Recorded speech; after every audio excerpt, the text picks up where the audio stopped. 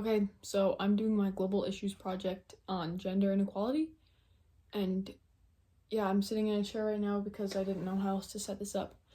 So the inquiry question that I have, since it was in the rubric, is how do cultural norms and stereotypes contribute to gender inequality? So that's just a question for you guys, I think, if that's what a inquiry question is.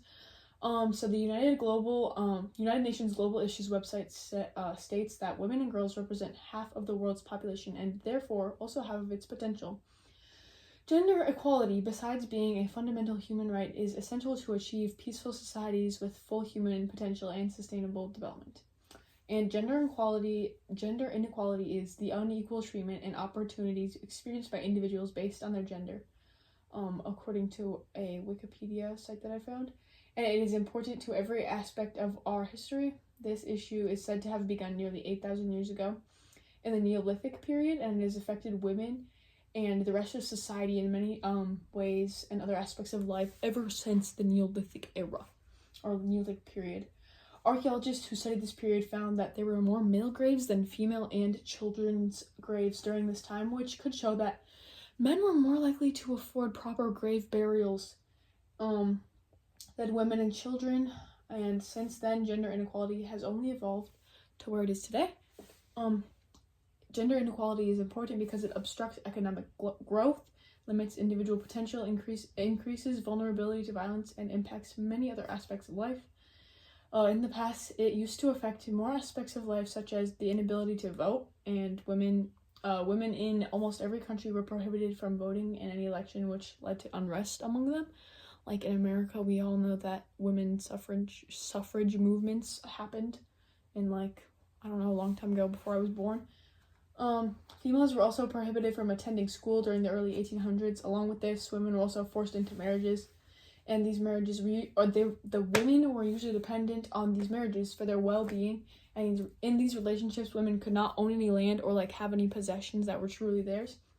And instead, their possessions and estates were transferred to their husbands. And women generally were supposed to look after children and complete housework while their husbands were at work, which contributed to long-lasting gender stereotypes. And although gender inequality is an issue everywhere in the world, it is most prominent and directly influential in areas such as the Middle East and most parts of Africa. It is indirectly influential in areas nearby these regions, especially in Venezuela, Haiti, Afghanistan, etc., and many African countries and nations around that area. There has been many setbacks and improvements with this global issue since the 1800s. There have been serious improvements in gender equality because women now have the ability to vote and go to schools and do lots of things that they were not able to do in the 1800s. And although they have more freedom, setbacks such as pay gaps still exist. So nowadays there's big pay gaps between women wages and male wages, which is an issue that people generally are not happy about. And according to a Forbes article, women earn 84 cents for every dollar a man makes, which is on average they earn 16% less than men and occasionally get turned down during job interviews due to gender biases.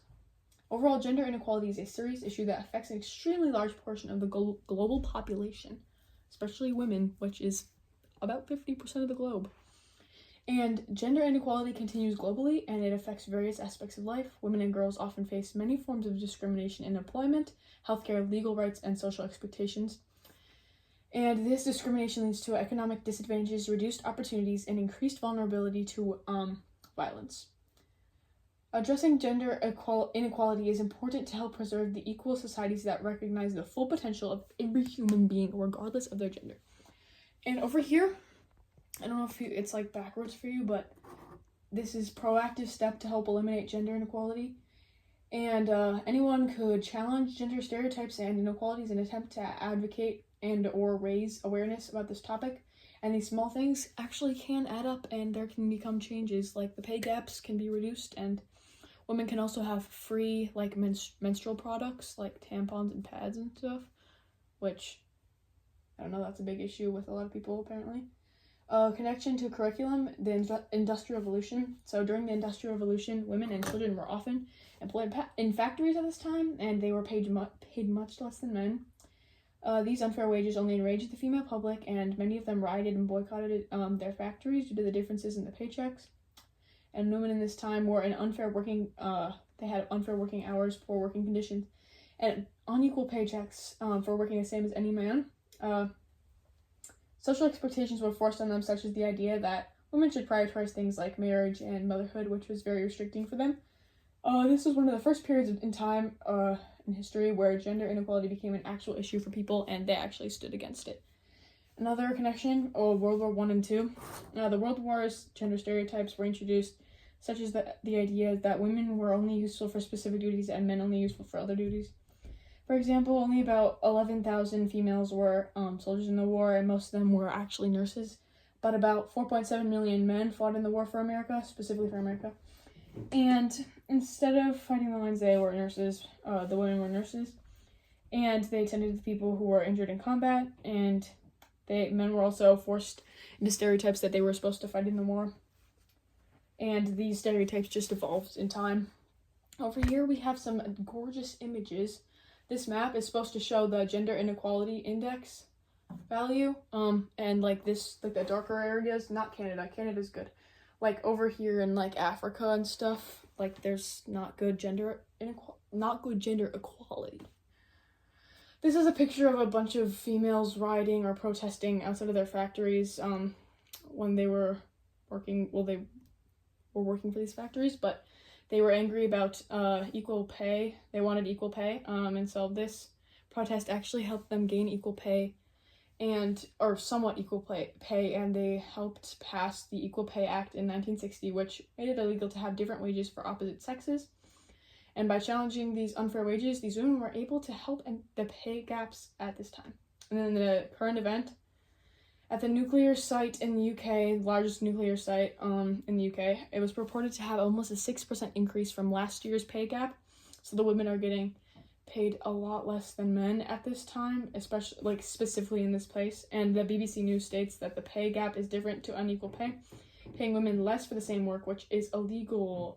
Although they are paying unfair wages, the company said that it recruited more women into key executive roles in an attempt to decrease the pay gaps and address the gap. And this current event is obviously relating to gender inequality because the women and the men have unequal pays.